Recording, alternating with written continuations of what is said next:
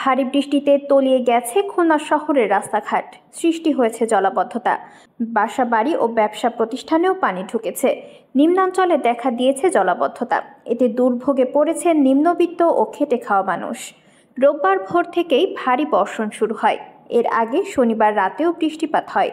সরেজমিনে দেখা যায়, ভারী বৃষ্টিতে নগরীর খালিশপুর, মুচকুনি, বাস্তহারা কলোনি, হাউজিং এলাকা, ফুলবাড়ি গেট, রেলিগেট, মহেশ্বর পাশা, দৌলতপুর, নতুন রাস্তা মোড়, আলমনগর, নেভি চেকপোস্ট, রায়েরমহল, বয়রা বাজার, গল্লামারি, গোবরচাকা নবীনগর, ময়লাপোতা, রয়্যাল মোড়, টুটপাড়া, জোড়াকল বাজার, মহিরবাড়ি খালপাড়, রূপসাঘাট, নতুন বাজার সহ নগরীর প্রায় 2/3 সড়ক ও নিম্নাঞ্চল পানিতে ডুবে গিয়েছে।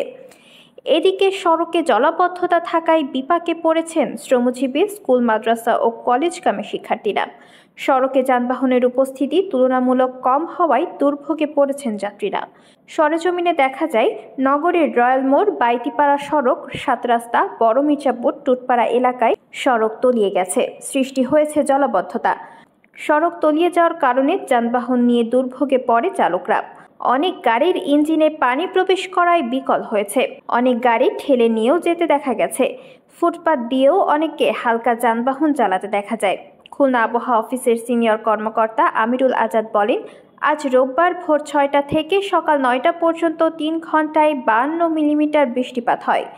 এর আগে শনিবার ভোর 6টা থেকে আজ রবিবার ভোর 6টা পর্যন্ত আরও 30 মিলিমিটার বৃষ্টিপাত হয়। জানা যায়, জলাবদ্ধতা নিরসন প্রকল্পে সিটি কর্পোরেশন গত 6 বছরে প্রায় 502 কোটি টাকা ব্যয় ময়ূর নদ সহ 7টি খাল খনন ও ড্রেনের সংস্কার কাজ করলেও ভোগান্তি কমেনি।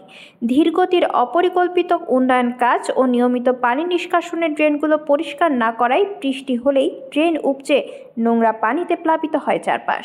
গাড়ি চালানো যাচ্ছে না, ইঞ্জিন মিঞ্জিন সব নষ্ট হয়ে যাচ্ছে। খুব দুর্ভোগে আছি আমরা। আমাকে দিকে একটু তাকাইয়েন, তা নাহলে তো আমরা মারা যাবো।